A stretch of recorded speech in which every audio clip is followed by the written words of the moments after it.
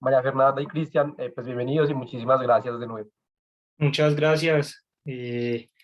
Bueno, primero que todo, un saludo para todos.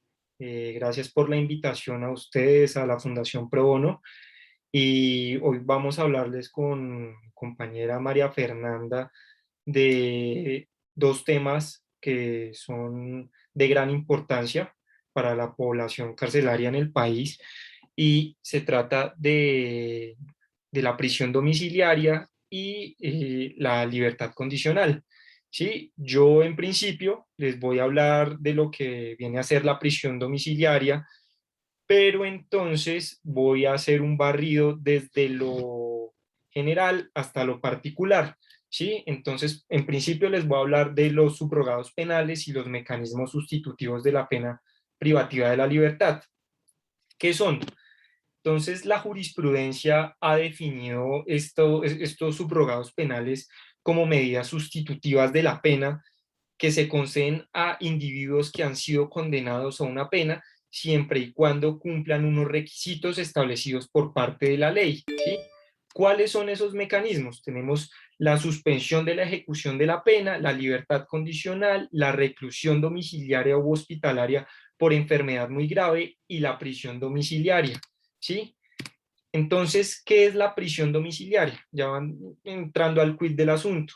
El Código Penal en su artículo 38 la define muy bien como un mecanismo a través del cual se cambia la privación de la libertad de quien ha sido condenado de un establecimiento penitenciario a su domicilio. ¿Qué quiere decir eso? Que la pena va a seguir siendo privativa de la libertad, solo que se cumplirá en el lugar de residencia del condenado. Es decir, que no se concede una libertad de locomoción, ¿sí? No es que la persona pueda salir a sacar el perro, a ir a un parque, a ir a un centro comercial, no, tiene que permanecer en su casa, ¿sí? ¿Y por qué es tan importante este subrogado penal? Pues resulta que para el Estado, después de la vida, que es el derecho que más protege, ¿sí? El segundo es la libertad, porque una persona sin libertad es una persona sin autonomía, que no puede desarrollarse dentro de la sociedad y servir a esta, y el Estado entonces solo la debe restringir en situaciones extremas, es decir, cuando no hay otra medida para contrarrestar unos comportamientos que ha tenido el individuo que van en contra de la ley y que merecen ser reprochados, ¿sí? Sin embargo, esto no obsta para que las condiciones en que se da esa privación de la libertad sean buenas, porque el Estado impone una pena que priva de la libertad, pero dicha pena no solo tiene como fin que se retribuya la conducta que se cometió, sino también que busca una resocialización de parte del individuo. ¿Sí? Y claramente las condiciones que se dan en una cárcel no siempre pues, se dan para ello. ¿Por qué? Ya sea por el tema del hacinamiento o por condiciones de maltrato, ¿sí? Entonces, ¿ante quién se debe solicitar ese subrogado penal, esa prisión domiciliaria? De acuerdo con el artículo 38 del Código de Procedimiento Penal, quien se encarga de la verificación del lugar y las condiciones en que se cumple la pena es el juez de ejecución de penas y medidas de seguridad, ¿sí? De pronto cuando a una persona la condenan y todo este trámite procesal se torna un poco complicado porque pasa de un juez de conocimiento y luego se lo pasan a un juez de ejecución de penas. Entonces, para que tengan claro el momento en que pasa a ser conocimiento del expediente de un juez de ejecución de penas, es el momento en que se condena y esa condena ya se encuentra ejecutoriada, ¿sí? Es decir, ya no se interpuso ningún recurso de apelación o de reposición o un recurso extraordinario que permita revisar la condena proferida por parte del juez, ¿sí? Entonces, el expediente pasa a ese juez de ejecución de penas y es a él ante quien se eleva, pues, esa solicitud. ¿Mm? ¿Cómo se purga la pena, la prisión domiciliaria? ¿Sí?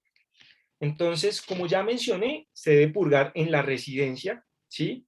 Y el juez de ejecución de penas puede autorizar aquí el empleo de un mecanismo de vigilancia electrónica, ¿sí? Como puede ser la tobillera electrónica o un tema de reconocimiento de voz a través de una llamada que realizan al lugar de domicilio donde se está purgando la pena, ¿sí? Adicional a ello, el IMPEC, ¿sí? Quien revisa el cumplimiento de la pena, puede realizar visitas al lugar de residencia, ¿sí? Para informar al juez que efectivamente se está cumpliendo esa pena, ¿sí? Algo muy bueno de la prisión domiciliaria es que la persona que purga la pena puede solicitarle al juez de ejecución de penas que le permita trabajar. ¿Mm? Entonces, pues teniendo en cuenta que el trabajo es un derecho, ¿sí? No solo de las personas que estamos en libertad, sino también de las personas que se encuentran privadas de la libertad, pues pueden solicitarle a un juez dicha, dicho permiso, ¿sí? Porque además ello ayuda a su resocialización, ¿sí? Para que la persona trabaje y pues tenga también cómo subsistir o sostener a su familia. Entonces, ya entrando también a los requisitos que exige la ley para la concesión de este subrogado, eh, podemos encontrarlos en el artículo 38b del Código Penal, ¿sí? Entonces, el primer requisito que se exige es que la sentencia que se imponga tenga una pena mínima igual o inferior a los 8 años. Entonces, acá les pongo un ejemplo. Si a una persona la condenan por secuestro simple, que la pena ronda entre los 16 y los 30 años, ¿sí? En este caso, la persona no puede acceder a este beneficio, a este mecanismo sustitutivo de la pena privativa de la libertad en centro penitenciario, porque pues la pena mínima es de 16, ¿sí? Sin embargo, les pongo otro ejemplo. Cuando una persona comete una estafa agravada, ¿sí? La pena va de los 8 a los 12 años, ¿sí? Dado que la pena mínima es de 8 años, la persona sí podría solicitar ante un juez de ejecución de penas que le conceda este beneficio, ¿sí? De purgar su pena en su domicilio. El segundo requisito es que no se trate de los delitos incluidos en el inciso segundo del artículo 68A de la ley 599 de 2000, o sea, el Código Penal. Y este artículo tiene dos escenarios que nos pone de presente. Primero, cuando la persona ha sido condenada dentro de los 5 años anteriores por un delito doloso, ¿sí? Entonces, pues si se condenó y a los 2 años comete otro delito doloso, la persona no puede acudir al juez de ejecución de penas para que le conceda este beneficio, ¿sí? Y adicional a ello, ese mismo artículo trae un listado de delitos en los cuales no es posible acceder a ese beneficio, ¿sí? Cuando la persona ha cometido delitos dolosos, y aquí de pronto me voy a extender un poquito porque pues voy a tener que realizar una lectura de lo que dice el precepto normativo, ¿sí? Y es que la persona haya cometido delitos contra la administración pública. Entonces les pongo un ejemplo, un fraude procesal, ¿sí? La persona no puede acceder a este beneficio. Delitos contra las personas y bienes protegidos por el derecho internacional humanitario. Una persona que cometió un genocidio no puede acceder a este beneficio. Delitos contra la libertad, integridad y formación sexual. Entonces, el tema de accesos carnales, actos sexuales abusivos, actos sexuales violentos, acoso sexual, estos delitos, sobre todo cuando recaen sobre personas menores de edad, ¿sí? Menores de 14 años, pues la situación es sumamente grave y acá no van a permitir que accedan a este beneficio, a la prisión domiciliaria. Estafas, abusos de confianza que recaigan sobre los bienes del Estado, captación masiva y habituales de dineros, utilización indebida de información privilegiada, concierto para delinquir agravado, lavado de activos, soborno transnacional, violencia intrafamiliar, ¿sí? Acá, ¿por qué realizan eso? Esa exclusión, ¿sí? Resulta que, pues, el legislador lo ve así, y es que si una persona pues maltrata a su pareja, pues no le va a conceder el beneficio de la prisión domiciliaria porque pues va a pasar a vivir nuevamente con su pareja, ¿sí? O con sus hijos, y la idea es que no haya una doble victimización, ¿sí? Otro caso es el hurto calificado, el abigeato, extorsión, homicidio agravado, violación ilícita de comunicaciones, trata de personas, apología al genocidio, lo que les comentaba ahorita, lesiones personales por pérdida anatómica o funcional de un órgano o miembro. eh, por ejemplo, sí, que una persona le, con un golpe le saca un ojo a otra persona, pues no va a acceder a este beneficio. Desplazamiento forzado, tráfico de migrantes, testaferrato, enriquecimiento ilícito de particulares, apoderamiento de hidrocarburos. ¿Sí? El listado es muy extenso, ¿sí? Pero entonces ese listado, lo que les comentaba ahorita, si tienen acceso a un código penal, inciso segundo del artículo 68A, ahí lo van a encontrar todos estos delitos. El tercer requisito para acceder a este beneficio es que se demuestre un arraigo familiar y social del condenado. ¿Y qué es un arraigo? No sé si ustedes sepan, pero entonces, en términos generales, es como una identificación plena que se hace al individuo, al sujeto, de cara a su relación familiar, social. Entonces, es exponer ante el juez de ejecución de penas en dónde vive la persona, con quién vive, quiénes son sus padres, quiénes son sus hijos, el entorno familiar, ¿sí? Sus vecinos, sus amigos, ¿sí? La idea es exponer muy bien en dónde se encuentra la persona, quién es esa persona, ¿sí? Porque eso va a ayudar a entender al juez de ejecución de penas en qué lugar la persona va a purgar su pena, ¿sí? Y finalmente, el último de los requisitos que exige la ley es que se garantice a través de una caución el cumplimiento de unas obligaciones. ¿Qué es una caución? Es una garantía de cumplimiento.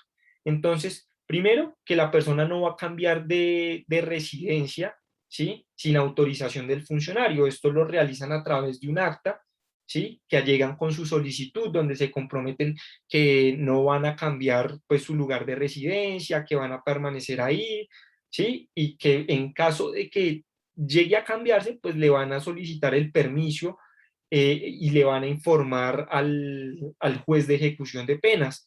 En segundo lugar, que se van a reparar los daños causados como consecuencia del delito o demostrar que ya se dio esa reparación.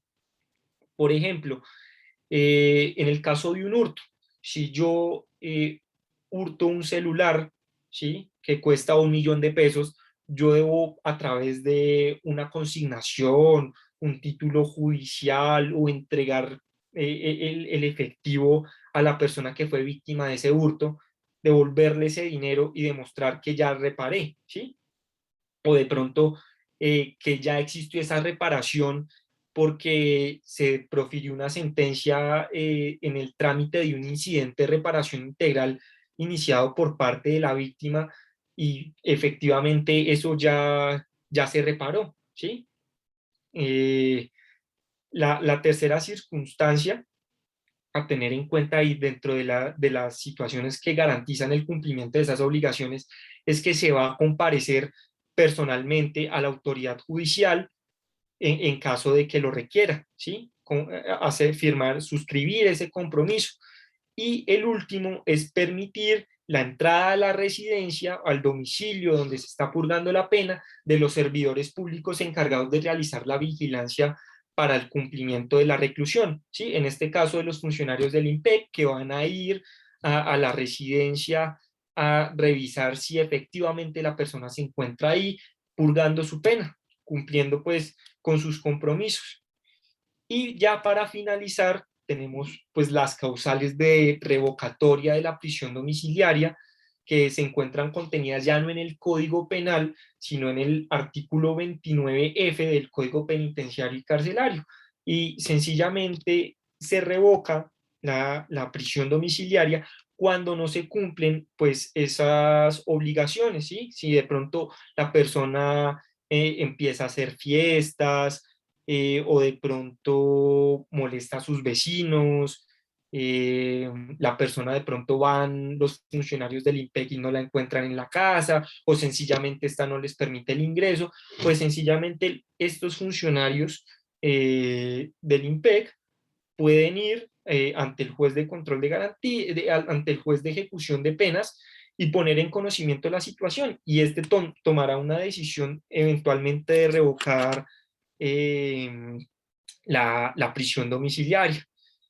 Entonces, pues esto es de manera muy condensada, ¿sí? De pronto sin entrar a profundizar en los aspectos que ha desarrollado la Corte Suprema de Justicia o la Corte Constitucional para acceder a este beneficio y en qué casos también se puede llegar a perder, ¿sí?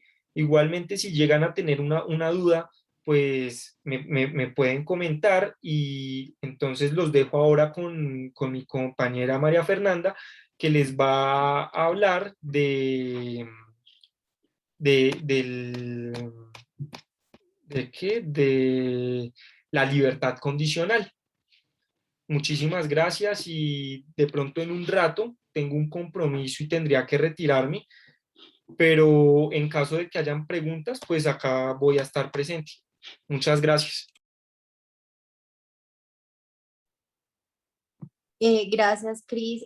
Yo quisiera saber si de casualidad antes de iniciar con el asunto de la libertad condicional, ¿tienen alguna pregunta sobre la prisión domiciliaria? Bueno, Fernanda, Cristian, por aquí en el chat hay una solicitud y es si pueden dar un poco de claridad sobre lo que es un delito doloso, que de pronto no es claro para todos. Ok, perfecto. Entonces les explico. Los delitos pueden cometerse en tres modalidades, ¿sí? Tenemos el dolo, la culpa y la preterintención, ¿sí? Entonces, el delito doloso es aquel que tiene conocimiento y voluntad. Es aquel en el que la persona pues comete el delito con la intención de cometer el delito. Por ejemplo, en el caso de un hurto, ¿sí? Yo no puedo ir a cometer un hurto, robar a alguien porque lo cometí, como se dice coloquialmente, sin culpa, ¿sí? En cambio, los delitos culposos son aquellos que se cometen. eh, Veo por acá un comentario de Sergio que dice que no se escucha nada. Sergio, ¿ya me escucha mejor? ¿Todos me escuchan bien? Hola, buenos días. ¿Me escuchan a mí? Buenos días. Sí, Diana, te Sí, escuchamos. Perfectamente. ¿Ya? Entonces, bueno, vuelvo a repetir. El delito doloso es aquel que se conoce, que se comete con conocimiento y voluntad, ¿sí? Entonces, por ejemplo, una persona que toma un revólver y le dispara a alguien porque quiere matarlo, tiene el ánimo de matarlo, ¿sí? Eso es un delito doloso. No sé si ahí me di a entender en el tema de la explicación del dolo.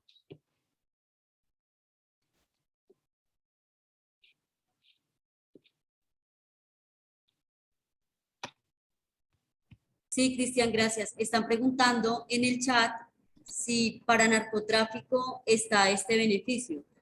Para el tema del narcotráfico, depende, ¿qué pena se llegó a imponer? ¿Cuál es la pena mínima del narcotráfico? Tocaría conocer el caso más a profundidad, ¿sí? Pero por encima, pues dependiendo de la pena, del mínimo de la pena, ¿sí? Ya es una pregunta muy general, pero entonces tocaría conocer el caso en específico. 13 años, acaban de responder. 13 años, no puede acceder a este beneficio. Acuérdense que nos decían que era 8 años, ¿cierto? Mínimo 8 años. Sí, por acá veo que me preguntan un ejemplo de un delito doloso. Les voy a poner un ejemplo de un delito contra la administración pública, un fraude procesal. un ejemplo, una persona quiere acceder a una pensión, ¿sí? O no, pongámoslo más fácil, sí, un hurto, el tema del hurto. Una persona no hurta sin intención, ¿sí? Hay un ánimo de obtener un incremento patrimonial, de apropiarse de una cosa. Entonces, si yo voy y cojo con un cuchillo a una persona y le digo, oiga, deme sus cosas, ¿sí? Páseme todo lo que tiene. Ese es un delito doloso. ¿Cuál es la diferencia con el delito culposo? El delito culposo es aquel que se causa por una falta, un deber objetivo de cuidado. Por ejemplo, una persona que va manejando, se pasa un semáforo en rojo, atropella a alguien y lamentablemente le causa la muerte, ¿sí? Esa persona no tenía la intención de matar a esa persona y tampoco tenía la voluntad. Sencillamente pues una falta, un deber objetivo de cuidado, estaba desarrollando una actividad peligrosa como es el conducir y lamentablemente le causó la muerte a esa persona, ¿sí? Yo no puedo decir que hubo intención, sino que se hablaría de culpa. Entonces, en el caso de los delitos culposos, la pena siempre suele ser inferior y normalmente también en los casos de delitos culposos, pues la persona puede acceder a estos beneficios, al beneficio de la prisión domiciliaria. ¿Alguna otra pregunta? No, o no sé si me entendieron. Pero aunque supere esos 8 años, si llega a ser culposo. Eh, no, tiene que tener la pena mínima, ¿sí? Pero es que los delitos culposos normalmente nunca manejan una pena superior a 8 años, ¿sí?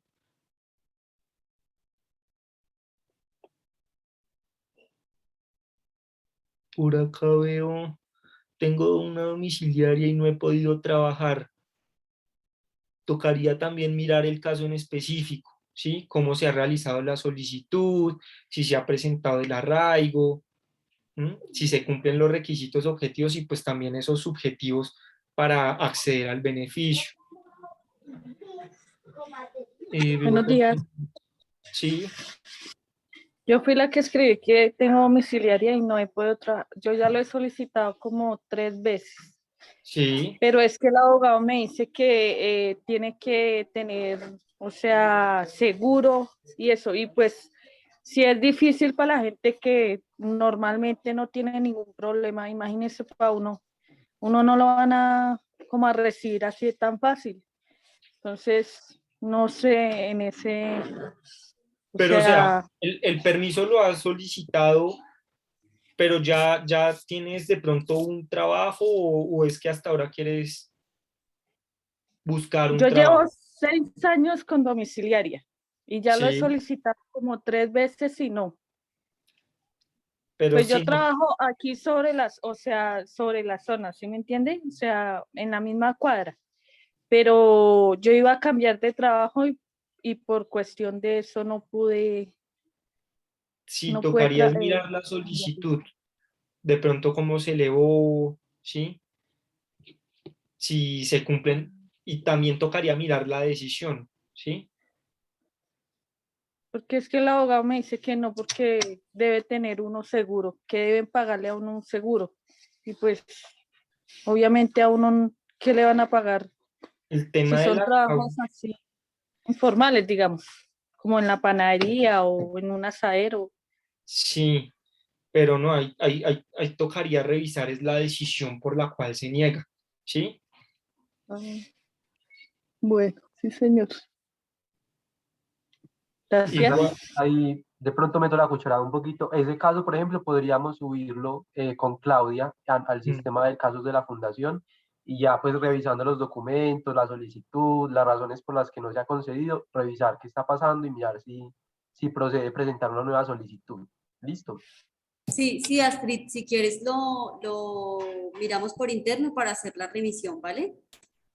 Ah, bueno, sí, señor. Es que era para ver también a ver si ya podía solicitar la libertad condicional. Es que ya llevo harto. O sea, sí, no tengo conocimiento de eso.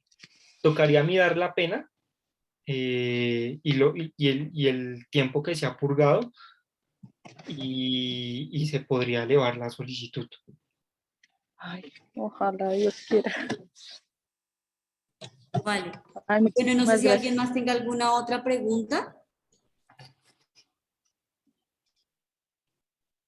Bueno, yo tengo una y voy a aprovecharla recogiendo un poco como la necesidad de algunos usuarios.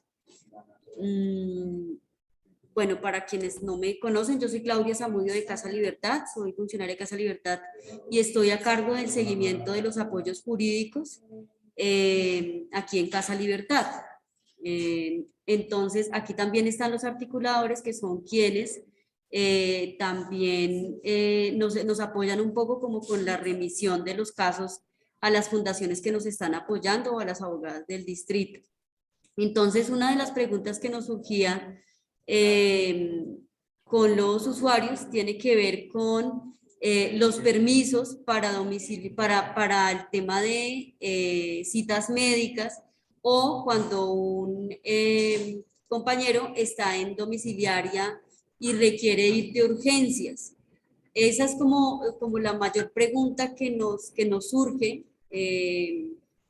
con los de domiciliaria y también como hay algunos que están estudiando, como permiso de estudio, permiso de trabajo, y bueno, el tema de la salud es fundamental porque además también hemos evidenciado que algunos también están sin salud, ¿no? Hacemos también como ese apoyo de la salud también, pero la barrera pues se encuentra en que no pueden salir.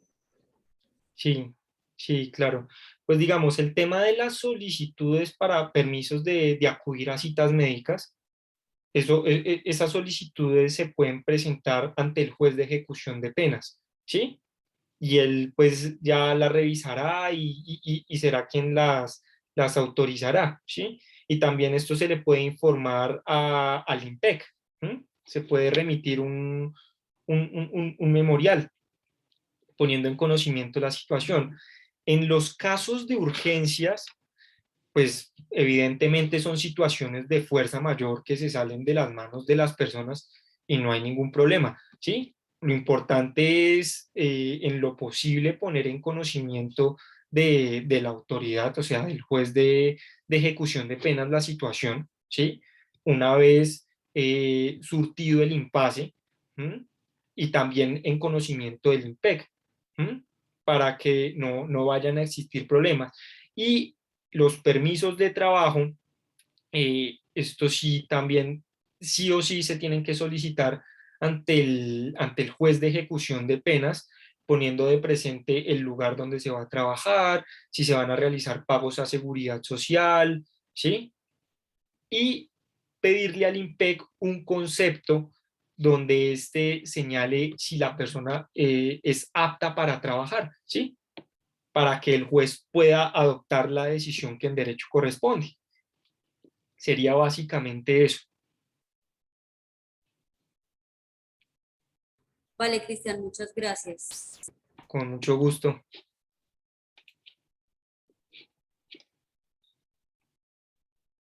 No sé si tienen alguna otra duda.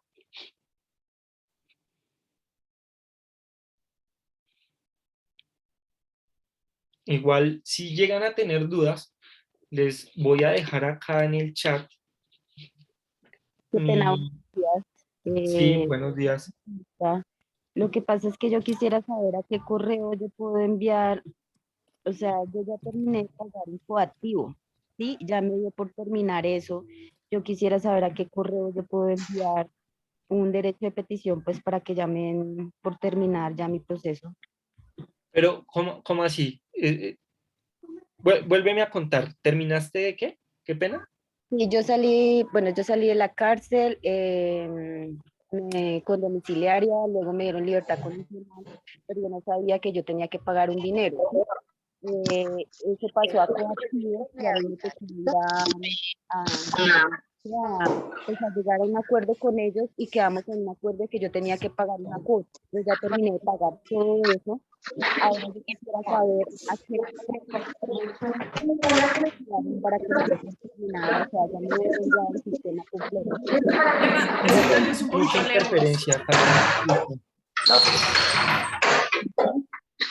Alguien, por favor, Julie, por favor, ¿podrías apagar tu micrófono? ¿Me escucharon? Ya, ahora sí. O sea, te entendí que tenías un proceso de cobro coactivo, ¿sí? Tuviste que realizar un pago. Un pago, sí, yo hice o sea, llegué a un acuerdo con ellos para pagar un cuota porque pues yo no podía pagar toda esa plata que ellos me decían. ¿Ese pago era Eh, por una qué? por venta de estupefacientes. Ok, Ley pero 30. era por la pena de multa. Pues sí, yo creo que fue algo así, es que yo no tengo bien presente, lo único que sé es que me tocó pagar esa plata. Es que Y la cuestión ahí es que, o sea, tocaría hacer una solicitud al juez de ejecución de penas, ¿sí? ¿Cómo sabes tú cuál es el juez de ejecución de penas? Todos los procesos penales tienen un código único de identificación que es un número que tiene 23 dígitos, ¿sí? Si es acá en la ciudad de Bogotá, debe empezar por 110016, no sé, 4 ceros, el año y un número al final, ¿sí? sí, Te puedes meter en la página de la rama judicial, en consulta de procesos, ¿sí? Con sí, ese número, lo ingresas ahí en el buscador, buscas juzgados penales del circuito de Bogotá y entonces, bueno, tienes que mirar si tu juzgado es de circuito o es especializado. ¿Tú te acuerdas? tocaría entrar, espera, yo ya busco, espera ya porque es que no tengo bien presente. Sí.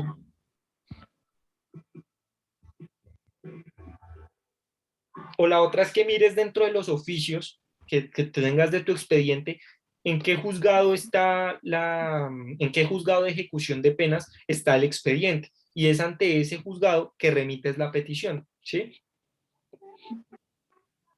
Espera a ver si me sale acá, espera. ¿Me escuchas? Sí, Listo, acá me dice que don Freddy me envió, listo, espera.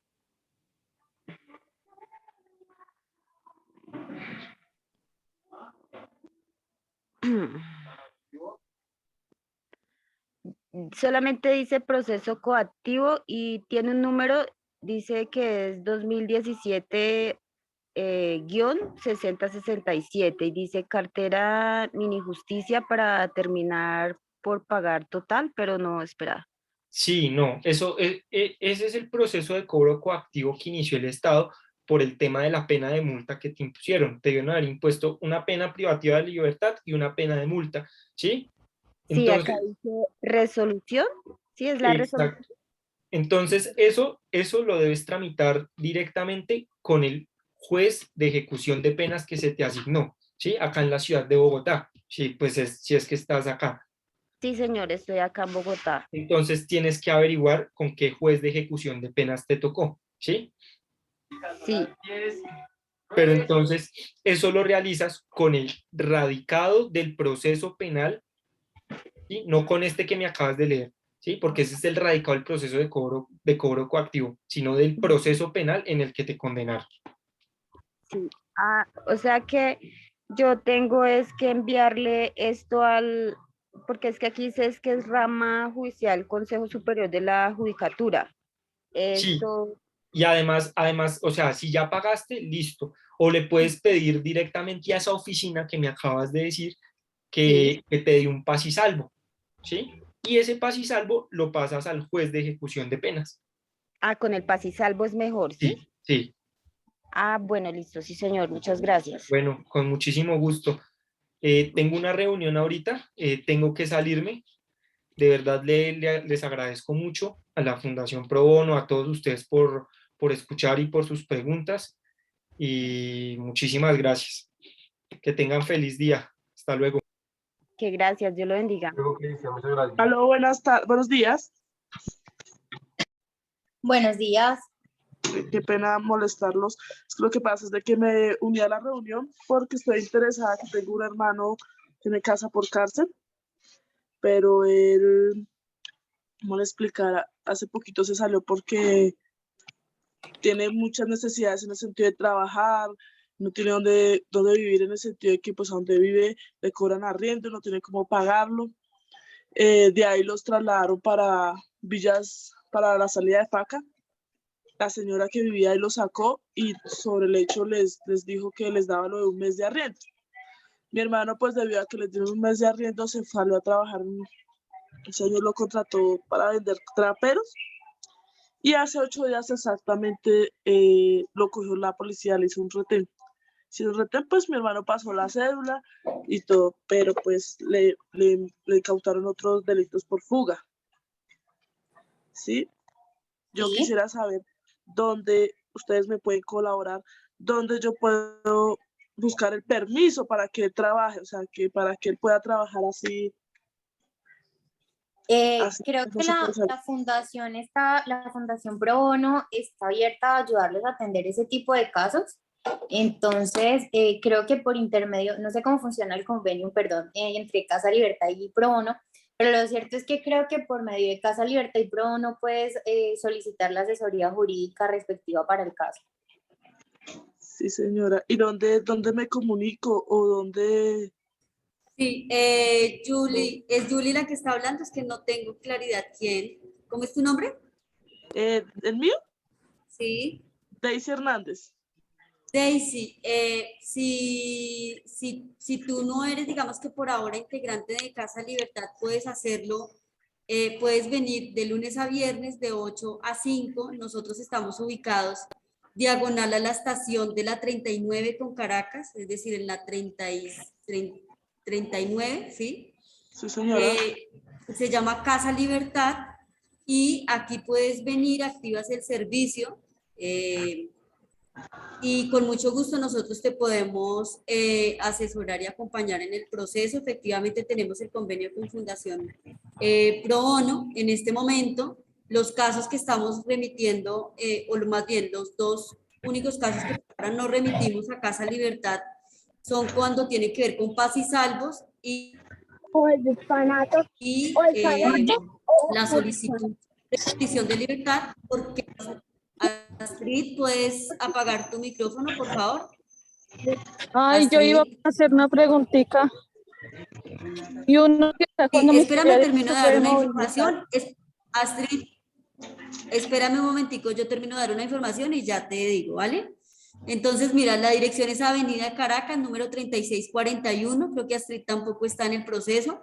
Pueden acercarse o también pueden llamar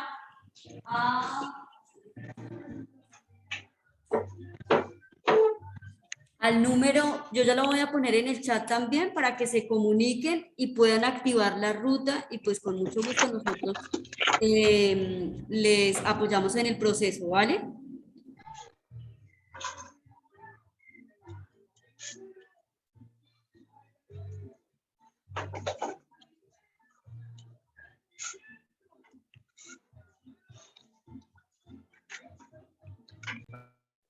Ok, sí, señora, le agradezco, muy amable. ¿O proseguimos con nuestra exposición porque aún nos queda un subrogado penal por explicarles? Sí, sigamos, María Fernanda, por favor, gracias. Vale, como yo les voy a compartir pantalla, entonces, para que no se nos ralentice esto, voy a tenerlos así, ¿vale? ¿Me dicen si están viendo mi pantalla?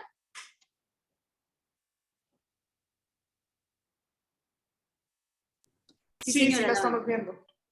Bueno, les voy a contar entonces sobre el subrogado penal de la libertad condicional. Les quisiera contar que la libertad condicional es un subrogado que lo han venido tomando como un subrogado que tiene un doble significado. El primero de ellos es uno moral y el segundo de ellos es uno social. ¿En qué consiste el significado moral del beneficio de libertad condicional? Es un incentivo o una estimulación para que la persona condenada muestre o demuestre al juez de ejecución de penas y a la sociedad como tal, que está llevando a cabo un proceso de readaptación a la sociedad. Pues como bien sabemos, la condena implica, y sobre todo cuando se trata de condenas intramurales, implica dejar de vivir ciertas cosas a las que una vez se sale de esta situación se debe volver a como a condicionar o adaptarse. Entonces, el primer aspecto de la libertad condicional, que es el moral, es ese, es que la persona condenada pueda demostrar que está llevando a cabo un buen proceso de readaptación a la sociedad. Y por otra parte, que es el aspecto social, es básicamente un mensaje que da a la persona que se va a beneficiar de la libertad condicional para que las demás personas convictas le vean ese ejemplo de esa persona y logren con ello satisfacer uno de los fines de la pena, que es la rehabilitación postdelictual. La libertad condicional está establecida en el artículo 64 del Código Penal, en el que nos dicen que tiene 3 requisitos. El primero de ellos es que una persona haya cumplido las 3/5 partes de la pena. ¿Qué quiere decir esto? Bueno, en primera medida, antes de explicarles este requisito, como ven, hablan de una pena, de las 3/5 partes de la pena. Esto quiere decir que primero, la libertad condicional se solicita ante el juez de ejecución de penas. Quiere decir que debe haber una sentencia condenatoria en firme que se esté cumpliendo. Y sobre el requisito de las 3/5 partes de la pena, debemos advertir que es importante que tengan en cuenta que tanto el tiempo de trabajo como el tiempo de estudio que lleven en prisión les va a cumplir como pena, se les va a tener en cuenta como pena cumplida. Igualmente, la libertad condicional se llama condicional en tanto el tiempo que les falta para terminar de purgar la pena se va a tener como un periodo de prueba. Es decir, que durante todo el tiempo que va a estar gozando de la libertad condicional y hasta tanto no goce una libertad, por decirlo así, definitiva, va a estar en un periodo de prueba de buena conducta que ya vamos a señalar más adelante. Es decir, que no puede dar ni medio paso en falso porque debe estar siempre encaminado a mantener una buena conducta que permita cumplir con esa demostración de readaptación a la sociedad. En segundo lugar, el segundo requisito es el adecuado desempeño y comportamiento durante el tratamiento penitenciario en el centro de reclusión, que permita suponer fundamentalmente que no existe la necesidad de continuar con la ejecución de la pena de manera intramural. ¿Esto qué requiere? Este segundo requisito de buen comportamiento requiere una resolución favorable que expide el Consejo de Disciplina del establecimiento carcelario o bien el director del establecimiento, en el que se certifique que a lo largo de la estancia purgatoria de la pena se mantuvo un buen comportamiento.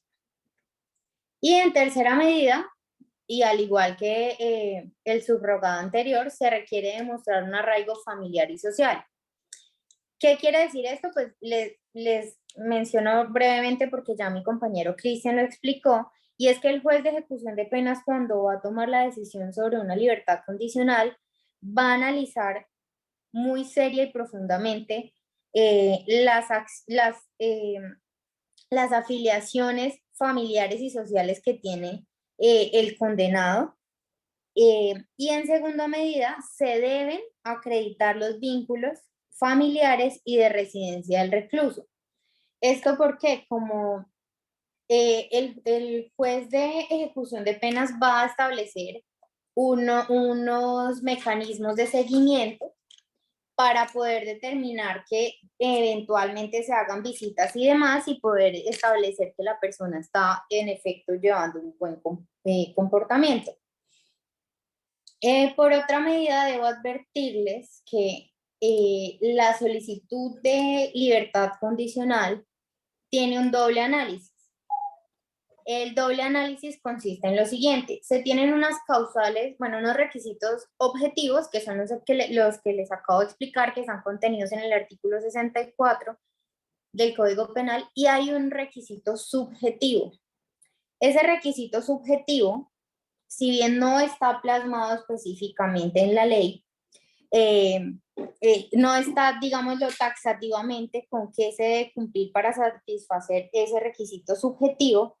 Lo cierto es que las altas cortes, tanto la Corte Constitucional como la Corte Suprema de Justicia, han dicho que ese requisito subjetivo tiene que ver con la relación entre la persona condenada y el proceso penal por el cual se le condenó. Quiere decir que cuando se van a valorar los requisitos subjetivos, se van a analizar cosas como, por ejemplo, si la persona confesó, si aceptó cargos, si reparó los daños, si contribuyó con la justicia, si se dedicó a la enseñanza, al trabajo o al estudio, si le puso por el contrario trabas a la investigación, si no se presentó a audiencia, si trató de dilatar el proceso penal, si tuvo alguna indolencia ante el perjuicio, si tuvo intentos de fuga, si tuvo ocios injustificados, si cometió otros delitos, etc. Bueno, por otra parte, la libertad condicional comporta unas obligaciones, y estas son, la primera, informar sobre el cambio de residencia; la segunda es mantener siempre una buena conducta; la tercera es reparar el daño causado; la cuarta es acudir ante la autoridad judicial que vigila el cumplimiento de la sentencia; y la quinta es que, y que deben tener muy en cuenta porque a veces las personas en la mayoría de los casos pierden la libertad condicional por esto, es que no pueden salir del país sin la autorización previa. Por otra parte, la libertad condicional también puede ser revocada siempre que no se cumplan con las obligaciones que les acabo de mencionar, y de esta forma, una vez sea revocada la libertad condicional, deberá seguir cumpliendo con la pena privado de la libertad. Las exclusiones de la prisión domiciliaria son exactamente las mismas que ya les explicó mi compañero Cristian, que están contenidas en el artículo 68A. Bueno, nosotros por nuestra parte les hicimos un folleto y unos formatos de solicitudes que creo que la Fundación Pro Bono nos va a ayudar a llegarles, para que ustedes tengan como que, pues sabemos que una charla es un poco efímera, entonces es para que ustedes tengan en cuenta como estos requisitos y estos parámetros básicos para poder solicitar cualquiera de los dos subrogados penales que les explicamos el día de hoy. Y los folletos pues esperamos que sean de gran utilidad para ustedes en caso de que alguno requiera solicitar cualquiera de los dos beneficios. Sobre la libertad condicional, ¿hay alguna duda?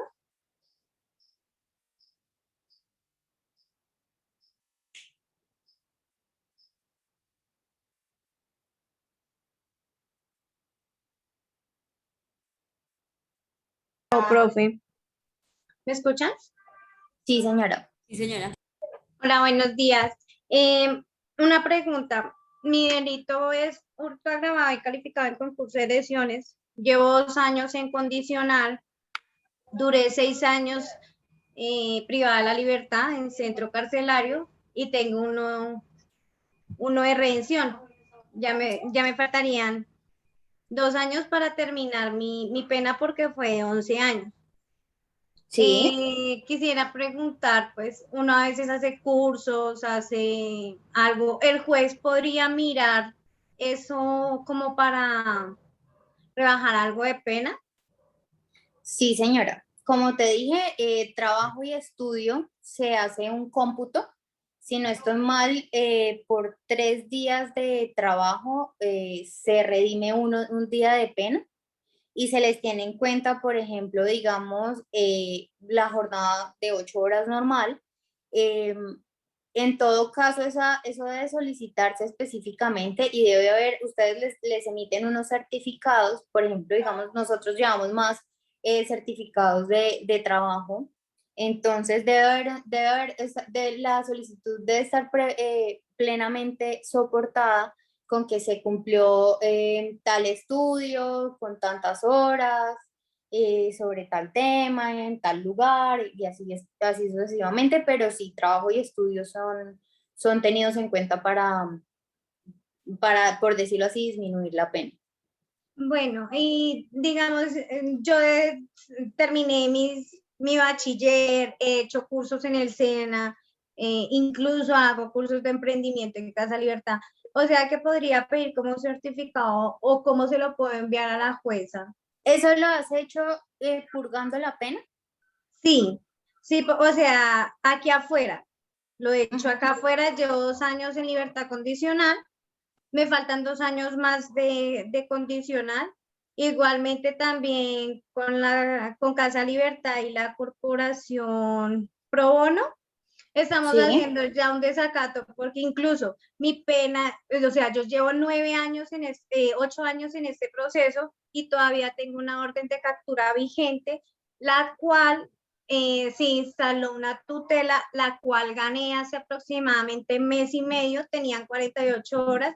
Hasta la fecha no me han quitado la orden, la medida de captura, y pues la verdad no pude conseguir arriendo, no pude conseguir trabajo y eso me está perjudicando a nivel personal para poder seguir emprendiendo, porque en ningún lado me dan trabajo. Pues si tú lo primero que piden siempre es regáleme su fotocopia o regáleme su cédula, y meten las cédulas y lo primero que dices, por favor, acercarse al CAI más cercano. Nadie te va a dar ni empleo, ni te va a dar la confianza, así te conozcan, porque pues tienes problemas legales. Y Así pues es. mi jueza hasta la fecha no se ha pronunciado nunca, y yo he querido como enviarle todo lo que yo he hecho, porque yo he hecho cursos, terminé mi bachiller, me gradué directamente en Casa Libertad, estoy en talleres de emprendimiento. Entonces En quisiera... este caso, lo que te recomendamos es hacer lo siguiente, como te digo, o sea, por conducto de ya sea Casa Libertad o Pro Bono, puedes remitir al juez de ejecución de penas los soportes, todos los soportes de estudio, todo lo que tengas, todo lo que hayas hecho, y elevas la solicitud ante el juez de ejecución de penas. Gracias. Con gusto.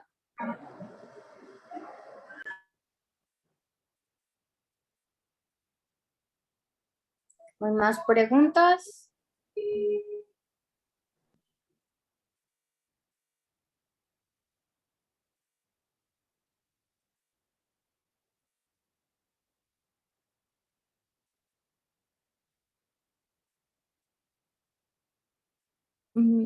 Johan Mateo Acosta está preguntando que qué pena tocaría presentar arraigos nuevamente a pesar de estar en domiciliario.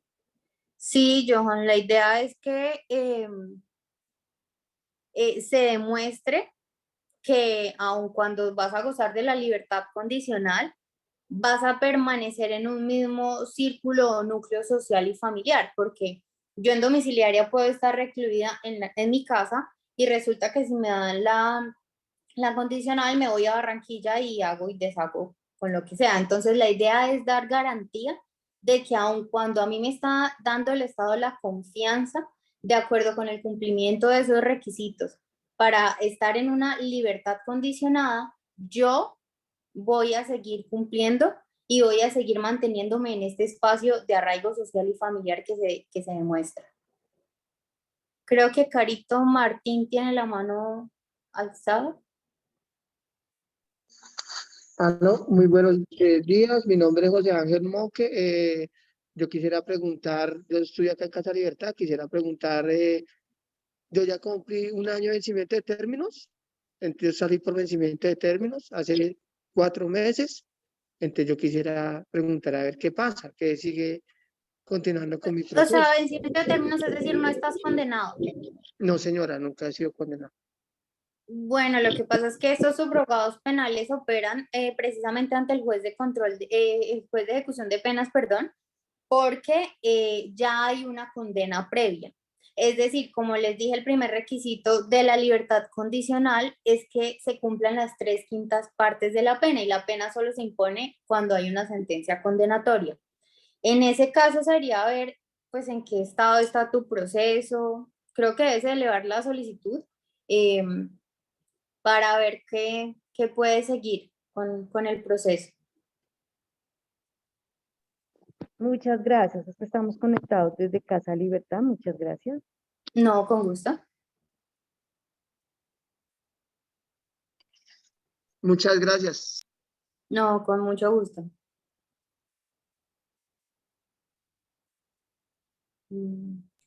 Hay otra pregunta, María Fernanda, y preguntan, quisiera saber qué implica exactamente los arraigos de los cuales están hablando.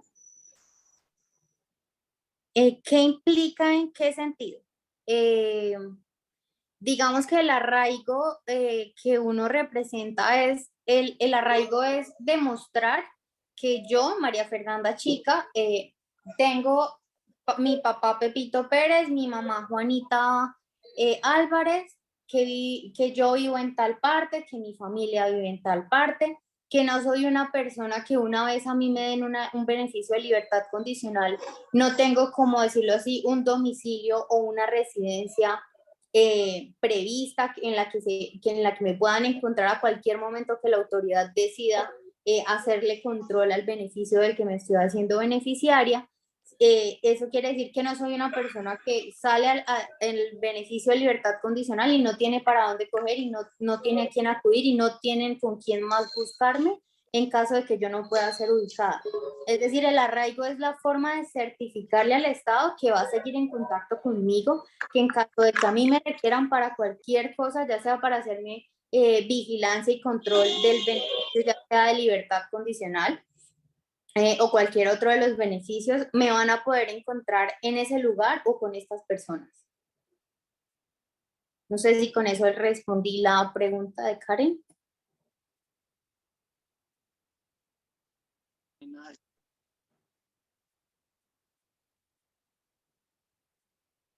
Sí, Karen, debe estar soportado. O sea, el arraigo no basta con decir es que yo vivo en tal lado, mi papá y mi mamá son estos, sino que todo debe estar debidamente soportado. Por ejemplo, si mis papás y yo vivimos en una casa arrendada, yo debo demostrar que tengo un contrato de arrendamiento, que allí resido, que ellos son mis padres, y así sucesivamente. Debe estar debidamente soportado, no basta solo con indicar.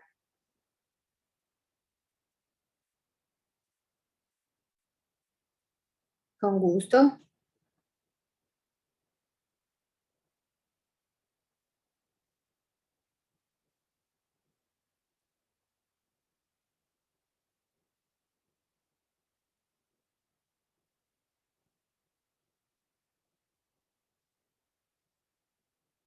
No hay más preguntas, dudas, inquietudes.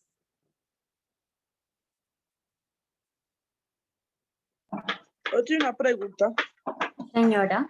En caso de mi hermano, que pues debido a lo que te comentaba, él no le hicieron contrato de arrendamiento, sino pues para poder conseguir dónde vivir, él pues no dijo nada. Ahí cómo se hace, al ¿Cómo decir así de no pronto, dijo nada? o sea, no dijo que tenía casa por cárcel, sino tomó el apartamento de la mujer y ya. Pero entonces ahí, ¿cómo haría él? O sea, ¿cómo? Pero para solicitar que, perdóname porque no. El permiso, o sea, es que nosotros queremos que su merced nos colabore con un permiso para que pueda trabajar. No, pero el permiso de trabajo ya es un asunto que se debe solicitar y eso tiene unos requisitos. Digamos, en el permiso de trabajo les requieren que demuestre que tiene un contrato laboral y que con ocasión de ese contrato laboral requiere ese permiso de trabajo. Entonces, creo que tanto Casa Libertad como la Fundación Pro Bono te pueden ayudar a llevar esa consulta. Ah, listo, ok, yo les escribo entonces por el numerito cualquier cosa. Gracias. Sí, señora, vale, con mucho gusto. Gracias.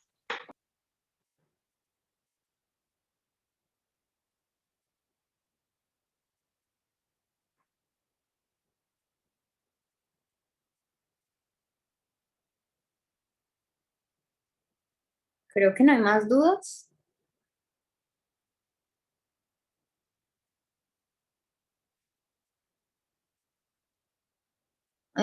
John, aparte de la póliza que se paga para acceder al beneficio, esa domiciliaria condicional, ¿tocaría pagar algo más?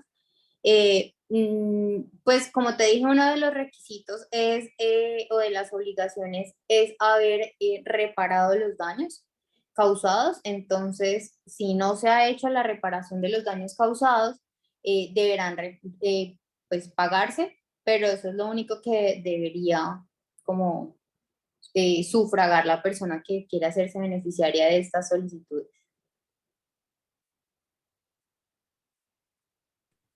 Yo tengo una pregunta y es, ¿cómo puede hacer un usuario para saber si ya tiene, si ya da cumplimiento, digamos que de una domiciliaria a una condicional?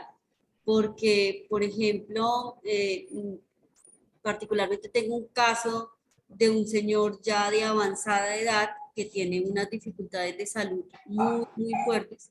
Y dentro de esas, él pues lo que quisiera solicitar por un lado es que lo dejen salir a caminar porque él tiene un tema como de trombos. Entonces necesita, por temas de salud, empezar a salir a caminar y por su avanzada edad. Y por otro lado, pues él no sabe si él ya puede solicitar la condicional porque no sabe qué son las 3/5 partes o cómo poder sacarlas, o bueno, como que tiene dudas ahí al respecto, tiene una condena alta. Bueno, o sea, la duda es cómo saco las 3/5 partes. Bueno, vamos a hacer un ejercicio matemático breve. Digamos que a mí me condenan, por ejemplo, a 15 años de prisión, ¿verdad? Si mi pena son 15 años, yo esa pena la divido en 5, que me va a dar 3. Es decir, que como yo le digo percentil, pero no, estoy segura que no se dice así. Digamos que cada pedacito de la pena, cada quinta parte, va a ser 3 años, ¿verdad? Entonces tenemos 5 bloques de 3 años. Una vez se cumpla con 9 años, en este caso del ejemplo, él podrá acceder a la solicitud. Entonces, a ver si tengo por acá una hojita.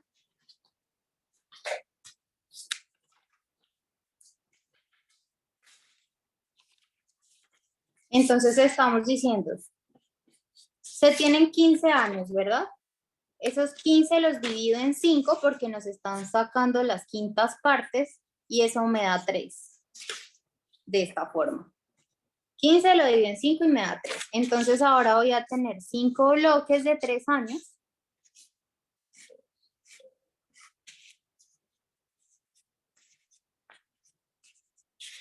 Voy a tener así, 5 bloques de 3 años. Y las 3/5 partes quiere decir que debe integrar 3 de esos 5 bloques. Es decir, en este caso de este ejemplo, va a tener que cumplir con 9 años para poder acceder al beneficio de libertad condicional.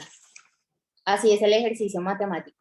Cuando lo más importante es eso, tener claridad sobre cuál es la pena a la que fue, pues la condena a la que se hizo acreedor, se divide eso en 5 y eso se arregla así en los cuartos que yo digo y se calcula se suman los 3 bloques y así se sabe cuáles son las 3/5 partes.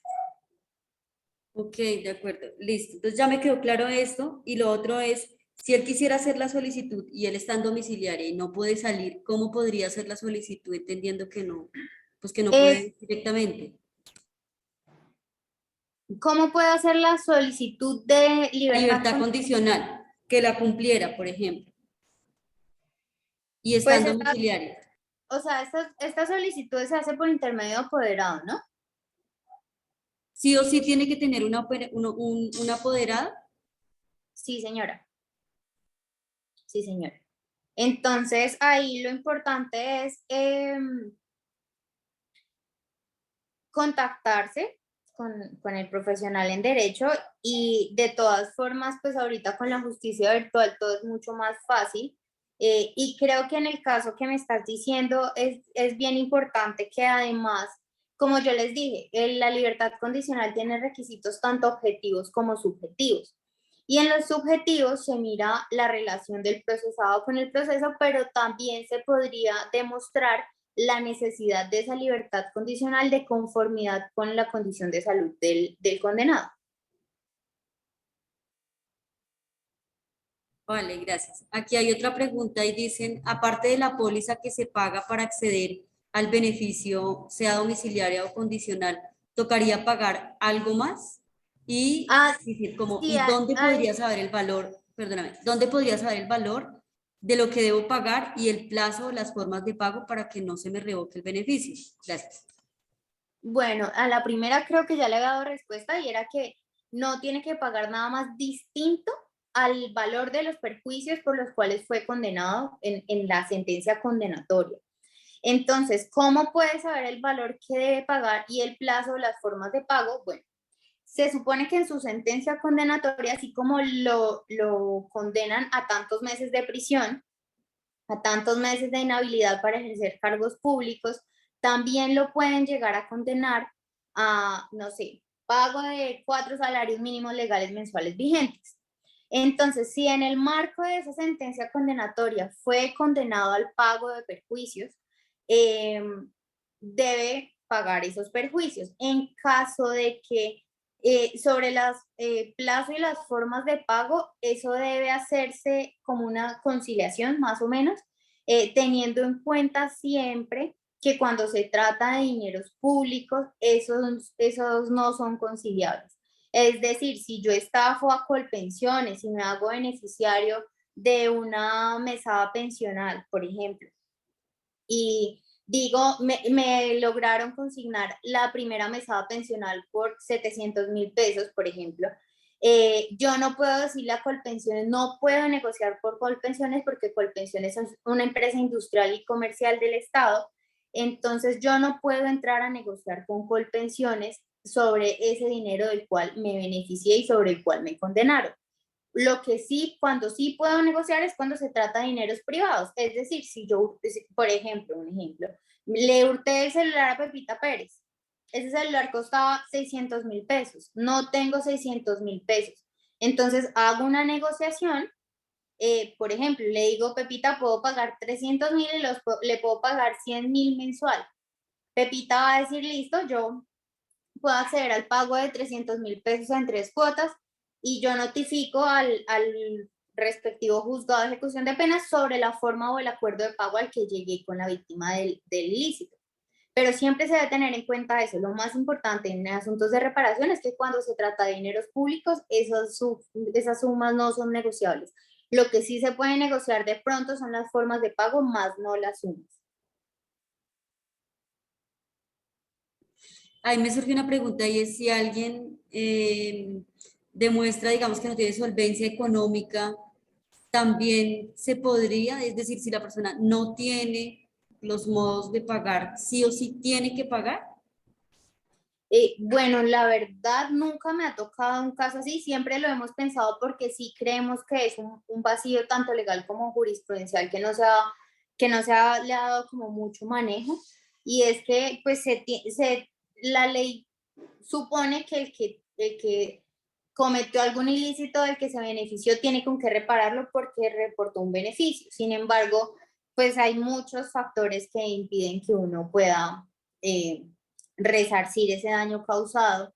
Lo cierto es que yo creo que sí puede llegar a prosperar alegar que no se tiene con qué pagar porque hay un principio del derecho que dice que nadie está obligado a lo imposible.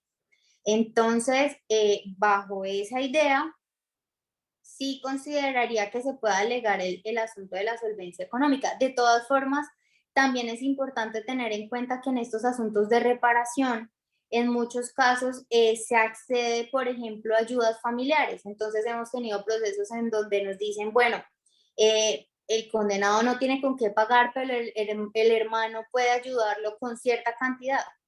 Entonces, uno lo pone de presente y dice, pues mira, hay al menos una voluntad de querer indemnizar.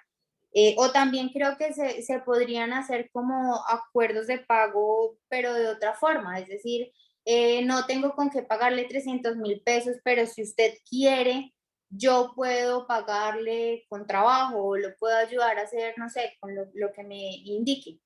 Creería yo que se podría llevar por ese lado, pero la ley en sí no ha mencionado qué hacer en esos casos. Aquí tenemos una pregunta. ¿Cómo Sí. se hace el seguimiento o desde qué referente se hacen los seguimientos si la persona definitivamente dice y no quiero pagar o no tengo con qué pagar y se declara prácticamente que no lo va a hacer de ninguna manera? Entonces, ¿cómo se hace ese proceso, digamos, cuando se está esperando, digamos, como esa reparación y definitivamente la persona no va a pagar? La verdad es que eso es complicado porque como estos subrogados penales, como el que les explicó Cristian de prisión domiciliaria y el que les expliqué yo de libertad condicional, suponen una reparación. No está diciendo por ningún lado que se requiere una reparación integral, que eso es lo importante. Simplemente se requiere un resarcimiento del daño. Entonces, en esos casos, yo creería que la mayoría de veces niegan estas solicitudes, pero la verdad es que, o sea, la regla general es que es muy complicado acceder a estos subrogados penales. O sea, los jueces suelen poner muchísimas trabas de cualquier índole y, por ejemplo, la libertad condicional a tener el elemento subjetivo que les expliqué, que es básicamente ellos se ponen a analizar por qué conducta fue condenado, si aplazó una audiencia, si no aplazó una audiencia, si no colaboró con la investigación, si no ayudó a la administración de justicia, etcétera, etcétera. Normalmente se meten mucho por digamos, para la libertad condicional por el lado del análisis subjetivo para negarlas. Y ellos dicen, suelen ser muy inquisitivos con el asunto del resarcimiento del daño y dicen, yo no le puedo otorgar a usted la libertad y no lo puedo beneficiar a usted como condenado si antes no le hago una garantía a los derechos de las víctimas, porque ese es el objetivo de la reparación. La reparación es uno de los derechos de las víctimas, entonces por ese tema es bien complicado estos tipos de beneficios o subrogados penales.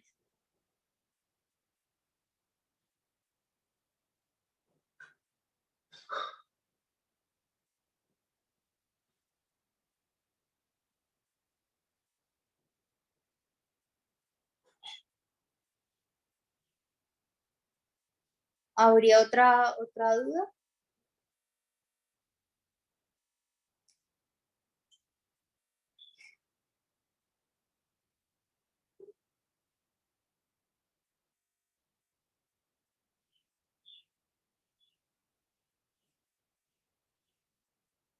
Sí, María Fernanda, creo que en el chat hay una pregunta. No sé si la ves ahí. Karen, perdón si me salgo un poco de tema, me acabo de hacer muchas preguntas, no puedo continuar. Solicitud de paz y salvo, es posible realizar un solo hecho para informar que solo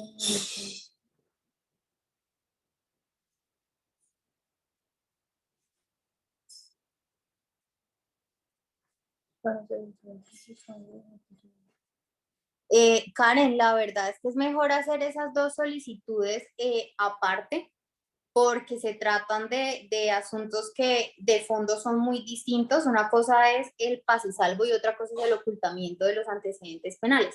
Lo mejor, o sea, lo que nosotros, digamos, en la firma Rodríguez Montaña aconsejamos es que cuando se vaya a elevar una sola solicitud, las solicitudes, valga la redundancia, estén relacionadas. Entonces, por ejemplo, solicito al juzgado de ejecución de penas que se certifique que me encuentro paz y salvo por haber cumplido con la cuota con las 5 cuotas. Entonces, y con base en lo anterior, solicito que me certifique que cumplí con el acuerdo de pago realizado en la fecha tal.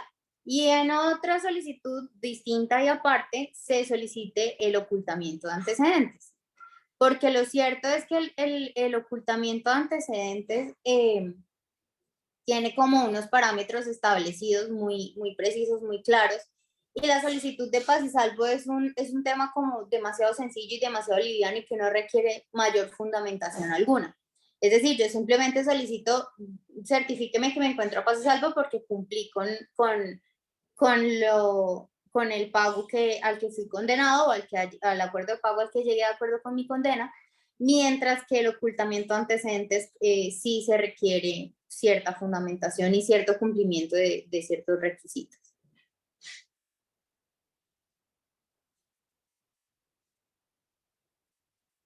A mí me surgió una pregunta ahí con el tema del ocultamiento y el paz y salvo, y es, ¿el derecho de petición se dirige a quien está supervisando como la pena cumplida o a quien dio la sentencia de la pena? Porque ahí tenemos ¿El de como paz y salvo?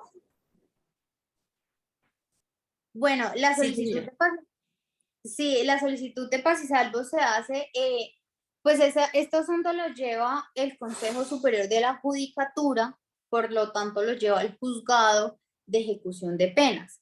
Normalmente, pues el Consejo Superior de la Judicatura, los juzgados son los que se encargan de velar por el cumplimiento, mientras que el Consejo Superior de la Judicatura es el que se encarga como de los asuntos financieros y demás, es donde se tiene el registro de todo lo que se ha pagado y etcétera, etcétera. Entonces, sí se debe hacer ante el juez de ejecución de penas. En algunos casos, si no estoy mal, se le puede también solicitar al Consejo Superior de la Judicatura, pero eso depende, digamos que del acuerdo y demás. Pero normalmente es al juzgado de ejecución de penas. Y ellos igual. ¿Y el ocultamiento de antecedentes pasa lo mismo o ya ahí es distinto? No, el ocultamiento de antecedentes, espérenme, les voy a hacer una breve explicación que tengo aquí. Un momento. Sobre el ocultamiento de antecedentes.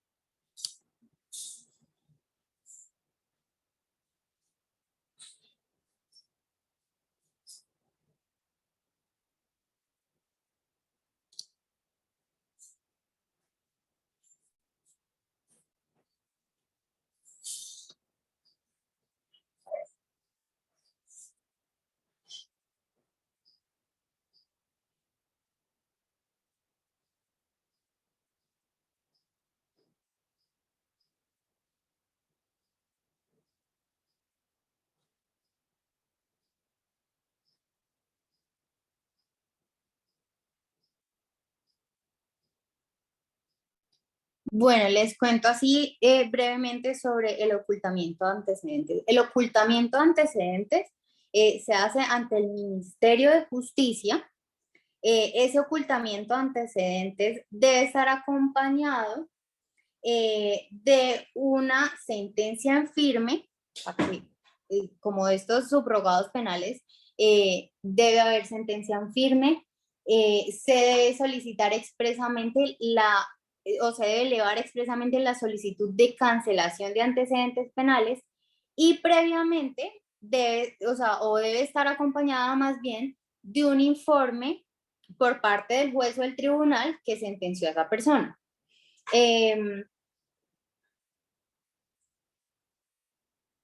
Para que se dé el ocultamiento de antecedentes, primero pues se debe contar con ese informe favorable por parte del juzgador, y por otra parte, para que proceda la solicitud de ocultamiento de antecedentes, debe existir o se deben haber satisfacido las responsabilidades civiles que recaen sobre una persona cuando es una infractora penal o una condenada con ocasión de un proceso penal. ¿Eso qué quiere decir?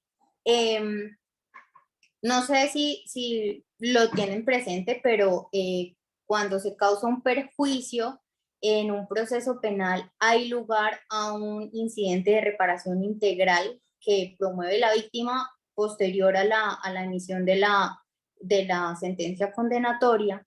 En ese caso, esa es una responsabilidad civil y ahí va a haber un nuevo juicio, pero va a estar simplemente basado en la solicitud de reparación y de perjuicios. Entonces, en ese caso, se debe haber satisfacido ese requisito, se debe haber, digamos, indemnizado o reparado a la víctima integralmente para que cese la responsabilidad civil que se tenía con ocasión de la comisión de la infracción penal.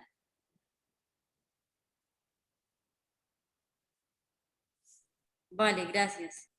Con gusto.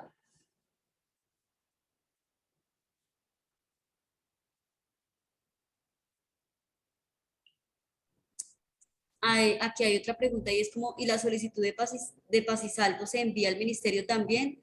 ¿O si es al No. establecimiento penitenciario y carcelario? No, Karen, recuerda lo que expliqué hace un momento. Una cosa es la solicitud de paz y salvo, que es una solicitud mucho más simple en donde yo le digo al juez de ejecución de penas o al Consejo Superior de la Judicatura, por favor certifique que ya me encuentro paz y salvo de acuerdo con la condena que fue proferida en mi contra, o de acuerdo con el acuerdo de pago al que llegamos en la fecha y de conformidad con los pagos que fueron realizados, y se hace una explicación clara de los pagos realizados y se emiten los soportes de pago. Por otro lado, y por eso te dije que era mejor no hacer en una misma solicitud la solicitud de ocultamiento de antecedentes y la solicitud de paz y salvo, porque la solicitud de ocultamiento de antecedentes, como ya les dije muy brevemente, tiene unos ciertos requisitos que se deben cumplir y debe estar debidamente soportada. Entonces, mientras que la solicitud de paz y salvo, como les he estado diciendo, es una solicitud o una petición muy simple y es, de acuerdo con esos pagos que realicé, certifíqueme que ya me encuentro paz y salvo con la Administración de Justicia.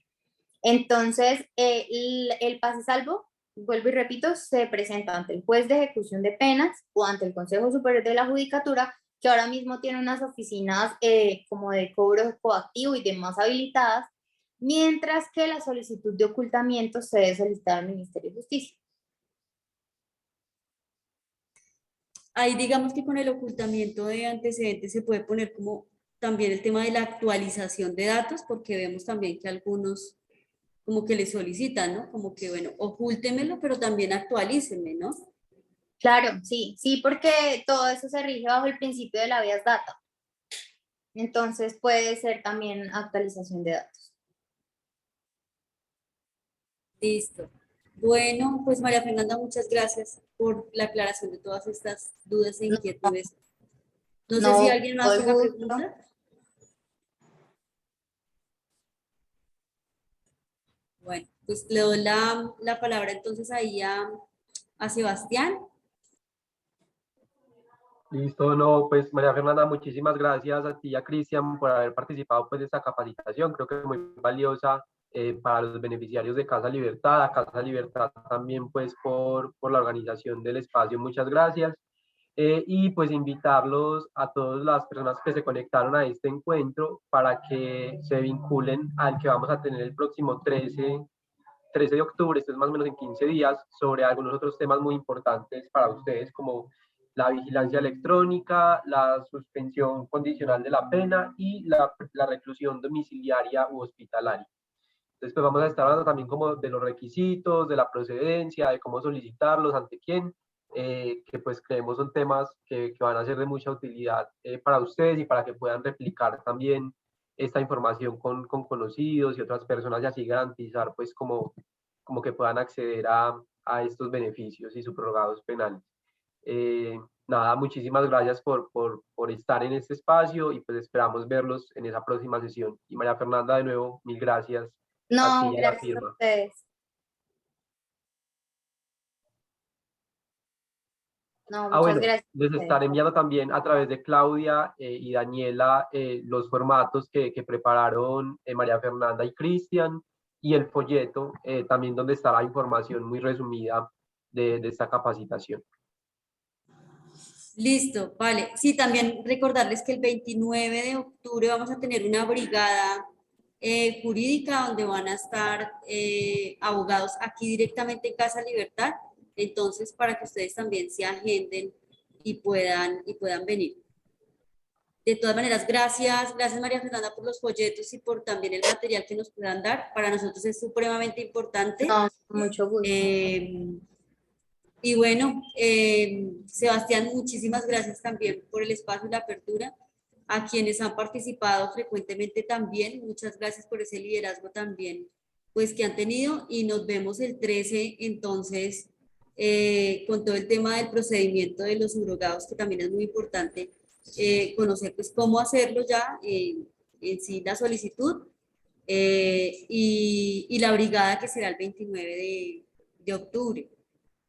¿Listo? Vale, bueno, feliz